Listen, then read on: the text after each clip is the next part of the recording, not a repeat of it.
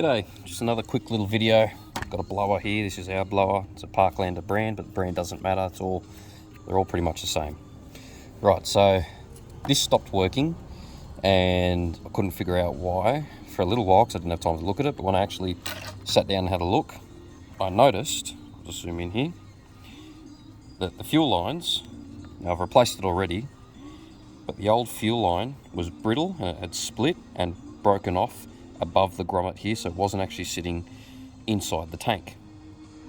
This is the outlet. That is the inlet there. That has got a long bit of fuel line that sits at the bottom of the tank with a fuel filter. When you prime it, when you prime the bulb on the bottom here to get fuel up into the carburetor, which helps run the motor, it sucks the fuel up, and this one spits it back into the tank and it circulates. Now, because this was broken, it had broken that circulation. So when I went to fire it up, which I'll show you just now,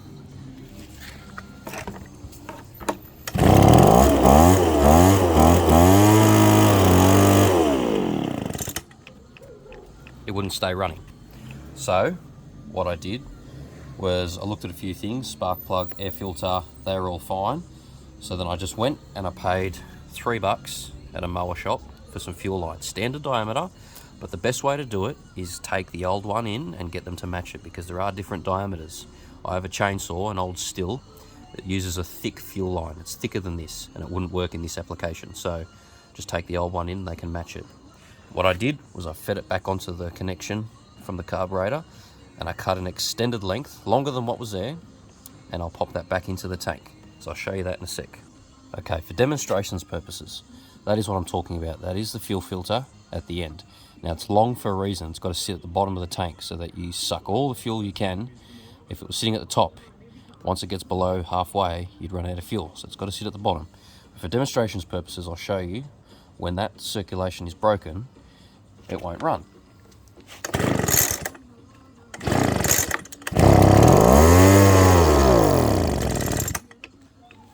Right, it won't run because it's not getting fuel. So what you've got to do is make sure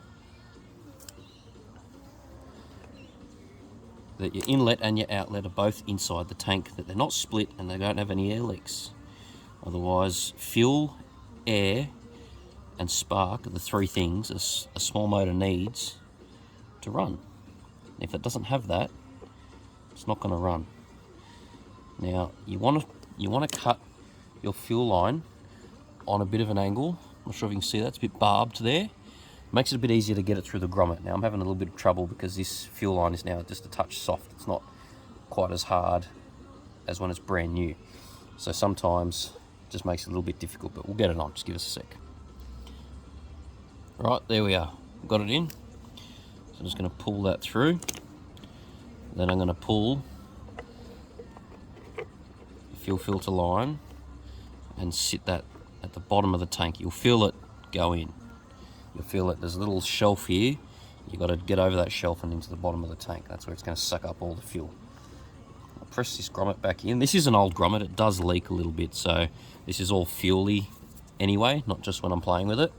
So a new grommet is probably needed fairly soon. But as you can see, it's a little bit bunched up here, so I'll just keep feeding that into the tank. Now, it doesn't matter how long or short this is, it's going to be pumping fuel into the tank. It's not like it needs to suck it up, so I don't really care if it's longer than usual. I don't want it coming out. Alright, now I'm going to prime it. Prime's on the bottom here, and I'm going to see the fuel suck up and shoot back in. I can see it right now. Okay? You're going to feel it just taking a little bit because there was absolutely no fuel in the carburetor. There we go. All right. Now we're going to start her up.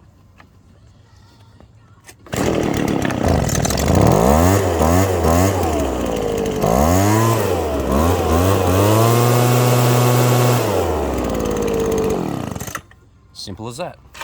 Just problem solving, people. That's all it is. Spark, air, fuel.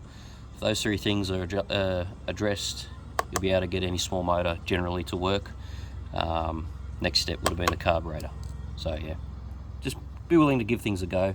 A cheap fix, $3 and half an hour of my time, compared to taking this into a shop, costing you $100 or maybe more, and not having it for a week or two, depending what their wait times are. If you just give things a go, you can save yourself a lot of money. Thanks for watching.